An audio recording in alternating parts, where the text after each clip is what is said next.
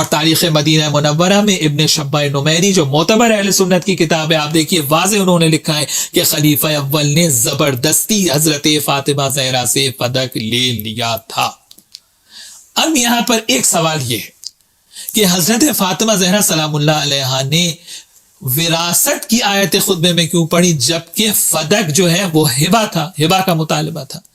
तो इसलिए विरासत की आयतें हजरत फातिमा ज़हरा ने पढ़ी, क्योंकि एक तो जो विरासत में का जो उनका हिस्सा है उसको उन आयतों से उन्होंने साबित किया, और दूसरा ये बताया कि अगर तुम हिबा को नहीं मानते, अगर तुम ये नहीं मानते कि मेरे बाबा फदक अपनी जिंदगी में मुझे देकर गए थे, तो उनके बाद मीरास के उन्वान से भी फदक मेरा ही हक है।